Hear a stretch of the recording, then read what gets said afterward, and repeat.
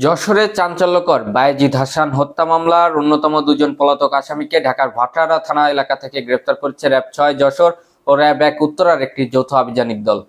আসামিরা হলেন এই হত্যা মামলার ৪ নম্বর আসামি যশোরের গদখালী নবীনগর গ্রামের আবুল হোসেনের ছেলে রাজু আহমেদ ও যশোর সদরের লেবুতলা গ্রামের খায়রুল ইসলামের ছেলে আব্দুর রহমান ওরফে রাজন।